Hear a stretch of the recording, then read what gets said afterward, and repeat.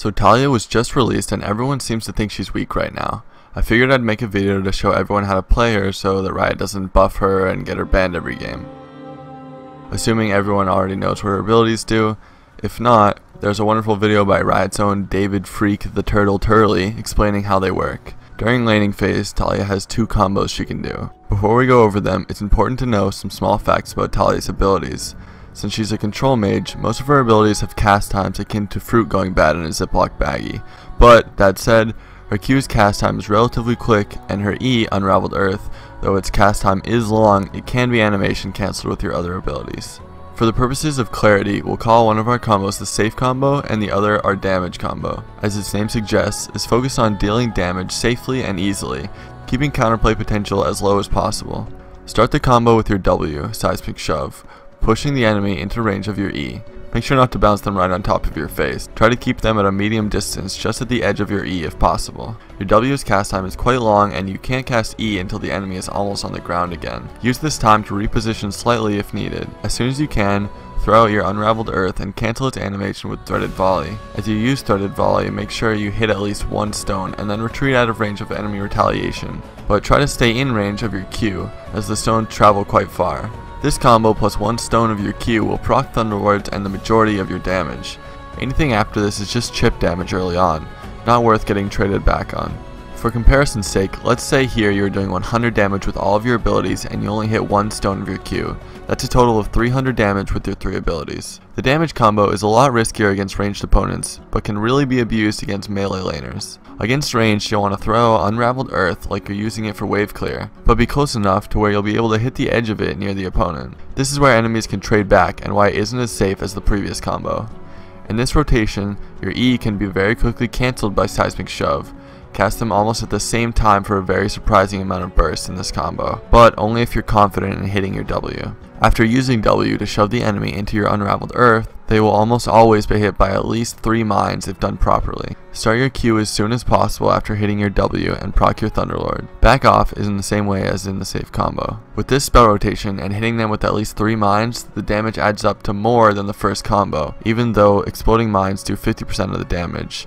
Hitting 3, you'll end up doing 150% of the initial shockwave's damage, adding up to be 350 at the very minimum of a well-performed damage combo. Scale this up against the previous combo and you get 50 more damage at least, 100 more if done perfectly, and you proc all 4 mines. Now that the combos have been explained, it should seem obvious that knocking enemies into your Unraveled Earth will yield more damage than hitting them with the shockwave. Lastly, keep in mind that Seismic Shove can knock enemies over small walls.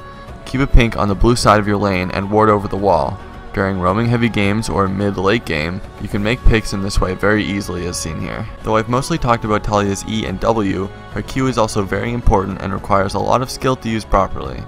First, the math. Since Threaded Volley's damage is reduced on subsequent hits of stones, it's very crucial to remember all of its aspects, including the worked ground effect. It will be almost impossible for you to land all 5 stones on an enemy during lane, and even if you do, it will push the lane quickly. Base, Taliyah's Q damage does 60 at level 1, and then 50% on the following 4 stones, totaling out at a 180 damage for 60 mana. That said, the 50% reduced mana cost of following Qs on worked ground is important to note. 2 Qs on worked ground totals up to 120 damage for the same mana as 1 Q off worked ground, but with 60 less damage. If you know you won't be able to hit at least 3 stones from your Q onto an enemy laner, it's more worth it to start your harass from on top of worked ground, but keep in mind this will reset the worked ground, so be careful about spamming.